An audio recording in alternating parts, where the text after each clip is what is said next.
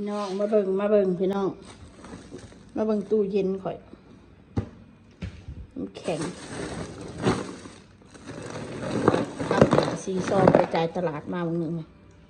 ไม่กินอยู่รุมพี่น้องได้ยังไงพ่อเต็มเลยมีแต่พักได้ไก่ได้หมูตู้เย็นข่อยอยู่ได้2 มื้อแล้วอันนี้ก็ได้น้ำเขียวเอาไว้กินเวลาอากาศร้อนๆอยากกินเนาะพี่น้องปิดตับปัดเฮ็ดจังได๋กินครับ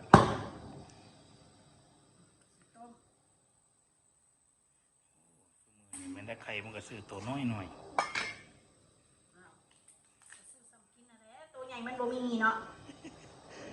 เฮ็ดแบบนี้ไม่ได้ปิ้งไก่เซโน่สำหรับแบบนี้เนาะมันก็จะเอาปิ้งเอาพี่น้องอันนี้ก็น้ำออกพดรัวๆแล้วบัดนี้เบิ่งน้ำเราจะน้ำเดือดไก่ใส่เข้าไปต้มไปเที่ยนี่เราดับไปเห็นไว้นะมาต้มไม่พี่น้องลืมใส่บะขามมาทันเอาไหม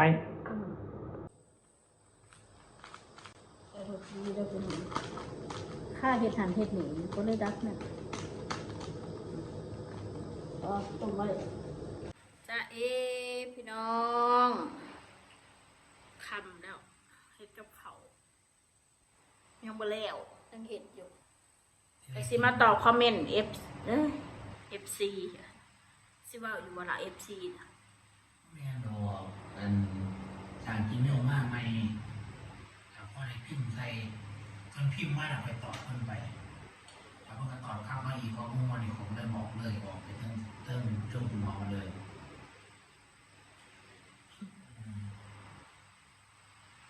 สภาพภาษาบ้าให้ค่อยก็แค่นี้แหละสภาพคนบ่มีเงินมีคำมันก็ทำนองนี่แหละพี่น้องจะตอบย้ำกันเถอะบัตรกูมีกูบ่มีอยู่บัตรกูบ่มีกูก็บ่มีตอนนี้บัตรเทือนกูมีอยู่300สงสัยผัวเมียนี่มันไปอยู่วัดเพิ่นว่าได้อยู่ไสก็บ่ต้องอยากฮู้ดอกไปอยู่วัดว่าซั่นถ้าวัดเพิ่นให้อยู่ถ้าเพิ่นมีกุฏิให้อยู่ก็โอ้ยสิพาผัวกับลูกไปอยู่เลยโดยที่บ่ต้องเสียค่าบ้านค่าเช่านอกมาหน้าก็สิได้เรียนรู้นำมันพระอาจารย์เพิ่นสอนธรรมะธรรมโมดีได้พี่น้องเอ้ยการอยู่วัดนี่ดีที่สุดบ้านอยู่สะพานเราใต้สะพานยังดีเกินไปว่าซั่นน่ะดีแล้วก็สำหรับคนจนก็ดีบัดนั้นแหละคือคนจนแบบข่อยนี่ข่อยอยู่ใช้ของก็ดีบัดเพราะแต่ว่าอยู่แล้วมีลูกมีผัวคนเฮาชีวิตคนเฮามันก็มีขึ้นมีลงย่ามีก็อยากใช้ชีวิตหรูหราการละครั้งหนึ่งนานมาแล้วก็สิว่าออกไปแล้วเนาะชีวิตคนเฮาบางเวลามีมันก็อยากซื้ออยากใส่อยากนั่นอันนี้คนเฮามันอายุบ่ยืนถ้าสมุดประตุยไปแล้วยมบาลถามมาเจ้าได้นั่นแน่ข่อยก็ได้ไปมาเบิดแล้วบ่ได้ไปแต่นอกแค่นั้นแหละคงกินก็ได้กินแล้วคงกินราคาแพงๆราคาถึกๆข่อยก็ได้กินแล้วนั่นแหละมีชีวิตหาเงินได้อยากซื้อกินก็กินตายไปหาคนสิทานหากับบ่มีเด้อพี่น้องก็คือเฮานี่แหละมีชีวิตอยู่มีเวลาเฮ็ดหยังก็เฮ็ดในสิ่งที่บ่ได้เดือดร้อนไผเฮ็ดในสิ่งที่เจ้าของเฮ็ดได้บ่ต้องไปแข่งขันกับไผการหาเงินหาคำนี่คิดว่าอยู่ได้ก็อยู่บ่ได้ก็ลำบากเจ้าของเองคนอื่นก็บ่ได้ลำบากคนแนะนำบางคนที่แนะนำก็ลำบากคือกันเข้าใจแต่ทุกสิ่งทุกอย่างที่เข้าไปหันป้านี่มันบ่คือสิเว้านะมันเว้าง่ายแต่การกระทำอะไรที่ทำลงที่เฮ็ดยังลงไปนะมันล้วนแต่ยากว่าคือการเฮ็ดงานแม่ไปเฮ็ดงานแม่หางานแม่เฮ็ดแต่ทางเดียวรายได้ทางเดียวมันก็ทำให้ลำบากสิมันพูดได้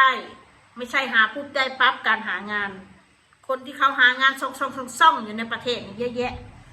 ขนาดคนต่างดาวเขายังหลั่งเข้ามาประเทศไทยบ่เห็นจะบอกซะคนลาวคนพม่าคนเขมรเห็นปะเขามาเห็นงานเมืองไทยย้อนหยังก็ย้อนความทุกข์ยากแต่บางคนมันก็เห็ดเท่าทิพย์ทอแดนเห็ดเนี่ยบดีเอาเงินไปเผาเอาเงินไปเหยียบ ทั้งที่เงินนะมันเห็ดในเฮามีอยากมีกิน มันสามารถซื้อของกินได้ทุกอย่าง ซื้อทุกสิ่งทุกอย่างแม้จะเจ็บไข้ได้ป่วยเนาะนี่แหละแนวที่มันบดีเห็ดบดีต่อบ้านต่อเมืองนะควรไปเว้าให้เขาว่าแม่นสิมาสิมาตามชีวิตครอบครัวนี่ละสิมาเว้าให้เขา คนที่มันเอาเงินไปเหยียบเอาเงินไปเผานะบ่ว่าเงินประเทศใดก็ตามจะเหยียบพี่น้องเพราะว่าเงินประเทศใดก็สามารถซื้อของกินได้คือกัน ต่อให้ค่าเงินเขาหน่อยกว่าก็ตาม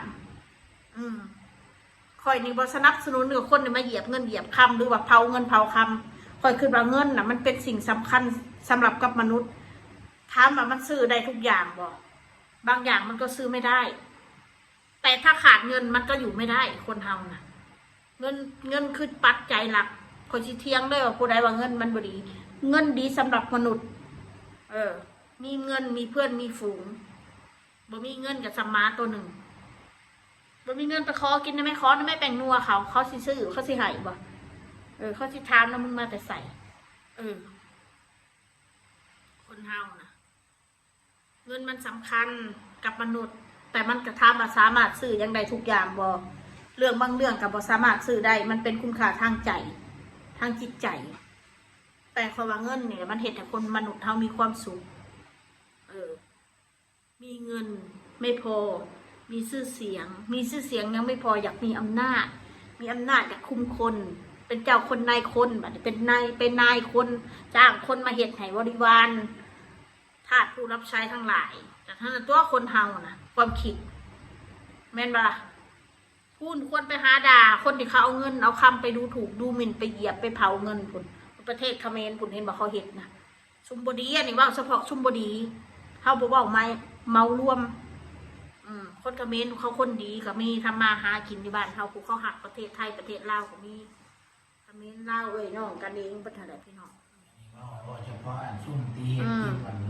เงินไทยไปเผาไปเหยียบเอามันเผามันคอยเห็นธงชาติไทยเห็นสิเนาะคอยเห็นมันเผาเงินเป็นปึกๆเลยมีแต่เงินบาทอันแบ่งพันมันเผานะมันเห็นอย่างแบบนั้นมันหู้มันสิรวยอย่างมั้งมันจะกล้าเผาถิ่มบ่ว่าเงินประเทศใดบ่สมควรไปเห็นแบบนั้นเงินมันคือของมีค่ามันมีค่าที่สุดคือเงินมีทองก็ยังซื้อกินบ่ได้ดิหอยสะคอซื้อถ้าบอกเอาไปขายแล้วเอาเงินยังมาซื้อได้แม่นบ่มีรถคือกันเอาไปแลกขนมกินไหมเขาบ่เอาเลยเขาต้องไปแลกเอาเป็นเงินมากินมาใส่เข้าใจนะสิบอกไปให้มันก็สำคัญของแบบนี้มันก็คู่กันไปมีรถก็ดีไปแล้วว่าแนวหนึ่งสมัยนี้ถ้าบ่มีรถมันก็ลำบากพี่น้องถ้ามีรถเขาก็สามารถคือจังซี่เราตื่นเช้ามาไปหับไปส่งลูกไปโรงเรียนบ่ต้องไปขึ้นรถอันนั้นอันนี้มันก็สบายเจ้าของกับขอเห็นคอมเมนต์อันหนึ่งเนาะว่ากินหมักลำไยกับเขาว่าซั่นจะเป็นบ่พ่อบาทว่าซั่นของแบบนี้นะการคนหมักเด้อสิบอกไว้ให้เด้อบอกว่าผลไม้ชนิดใดก็ตามถ้ามากินกับเขาคือกินมันบ่แม่นว่าคนบ่เต็มถ้าคนบ่เต็มมันสิไปฮู้จักกินเอาปัญญาเอาคนบ่เต็มมันก็หิวเป็นคือกันน่ะสิว่ามันก็ฮู้จักกินหั่นแหละคือผีบ้าว่ะกินหมักลำไยกับเขาว่าซั่นคนบ่เต็มนะเขาบ่ให้คนอื่นเด้เขาก็อยู่กับเขาใส่ชีวิตเขาเลยคนเฮาเดี๋ยวนี้อายุมันหลายขึ้นเด้อสมัยตะกี้ขอกับบ่กินคือกันหมักกล้วยกับเขาได้ในข่อยกินกล้วยกับเขาหมักขามซุกกับเขาหมักม่วงกวนกับเขาไอ้กับเขานี่ยังธรรมดาไปนะไอ้กินมักซิดาซุกกับเขาความเรียกมักซิดาซุกกันเท่าไหร่ฝรั่งนะเขาจะเอาเงินฝรั่งซิดาซุกมวยหมักงอกบอหมักม่วงบอมันเป็นเรื่องธรรมดาของมนุษย์กินกับเขาแล้วแต่ผู้ใดอยากของบะหมี่เขาจะกินกับเขาบักเขียบเขาไปกินกับเขาบักแตงโมกินกับเขาต้องกินได้ไหนของเขายังกินนะเห็นหรอมึงมองซุกยังว่ากินได้อยู่มึงมองซุกลาบม่วงเขายังกินกับทุเรียนอยู่ภาษาอังกฤษเขาก็มันใหญ่มึงเมียถึงผู้หมักเด้มาคอมเมนต์มาจะเป็นคือบอกกันคือคนบ่เต็มค่ะกินหมักลำไยคนพิมพ์หันมึงบ่เต็ม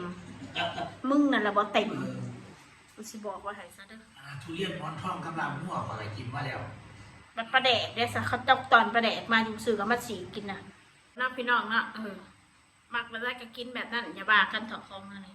สำหรับคลิปนี้ก็ลาไปก่อนเด้อพี่น้องสิไปหาเห็ดกับข้าวกินก่อนผู้ใดรักแบบไหนจะกินแบบนั้นพี่น้องเขาจะเอาบ่เดือดร้อนคนแต่กินบ่ได้ดีคือเขาแมงวันไหนจะไปกิน